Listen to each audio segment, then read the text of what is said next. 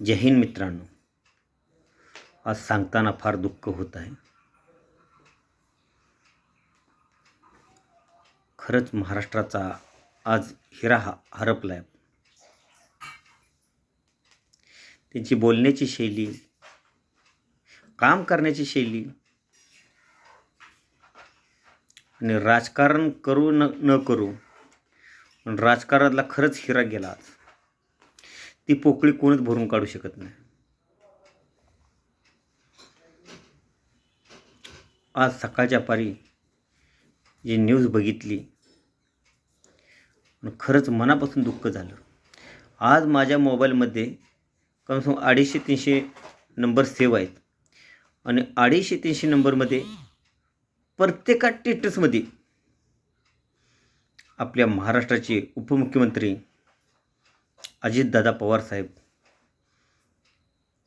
यांचे स्टेटस बघितलं. ह्याच्यावरून कळते ती व्यक्तिमत्व कसं असेल, काम करण्याची शैली कशी असेल, प्रत्येक गोष्टीमध्ये अग्रेसर, बोलण्याची शैली, कार्यकर्त्याला सांभाळण्याची शैली.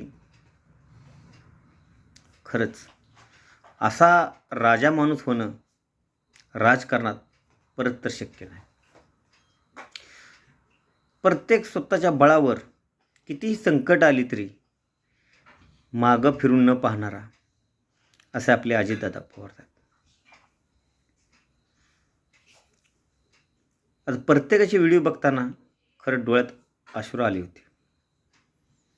म्हणजे एवढे महाराष्ट्रानं त्यांच्यावर प्रेम करणारे लोक आहेत ना. खरंच आज देखील मन भरून आले आतनं. आमचा त्यांचा एवढा काही संबंध नाही, पण खरंच आज महाराष्ट्रातला मी एक कार्यकर्ता असलेला, मी कुठल्या पक्षाचा नाही, पण त्यांचे जे काम करण्याची पद्धत होती, जी पण काय होती, बोलण्याची पद्धत होती, वेगळीच होती. त्या दादांना माझ्या परिवारातर्फे भावपूर्ण श्रद्धांजली. जो आवडेल देवाला तो आवडेल सर्वांना, तसंच झालं. दोन दिवसापूर्वी तिने भाषणामध्ये सांगितलं होतं, राजकारण ठिकाणी असतं, पण त्या व्यक्तीनं खरंच महाराष्ट्राला वेड लावलं. राजकारणातील धुरंधर असलेला असा लीडर, असा नेता बघायला भेटला. झालेला जी घटना आहे फार दुःखद आहे, फार दुःखद आहे. त्या परिवारावर काय संकट आले असेल ती त्यांनाच माहीत आहे. त्यांच्या परिवार संकट नाही, ते पूर्ण महाराष्ट्रावर संकट आलं आहे. कारण त्या व्यक्तीचं काम हे खरंच काय बोलू त्यांच्याबद्दल. 250 ते 300 नंबर सेव्ह आहेत. प्रत्येकाच्या स्टेटस अजितदादा साहेबांचा. प्रत्येक नेता रडला आज, प्रत्येक कार्यकर्ता रडला आज. आणि त्यांनी दाखवून दिलं, मी मरेपर्यंत कामच करत राहीन.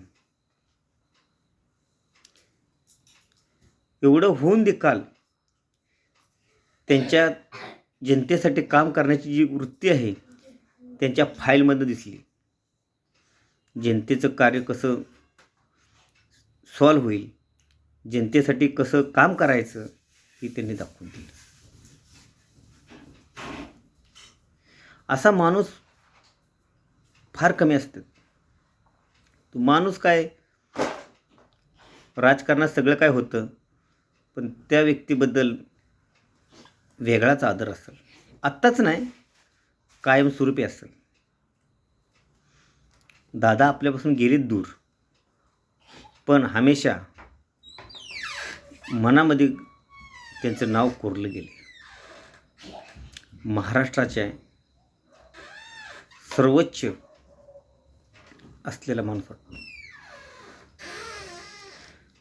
कुठल्या पक्षाचे आहेत, कशाचे आहेत, त्याच्याशी आपलं काय मतलब नाही.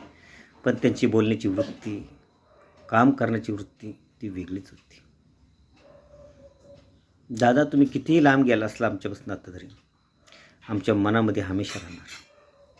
कारण तुमची काम करण्याची जी पद्धत होती ती फार छान होती. तुमची बोलण्याची पद्धत होती एकदम तोंडावर, तीही मनाजोगळी होती. एवढ्यात बोलणं करणं म्हणजे काय जोक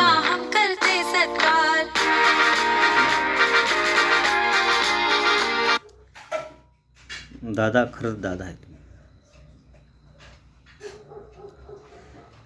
पुन्हा एकदा भावपूर्ण श्रद्धांजली. दादा, हमेशा आमच्या मनामध्ये राहणार. तुम्हाला कधी आम्ही विसरू शकत नाही, हे तेवढंच खरं आहे. जय हिंद.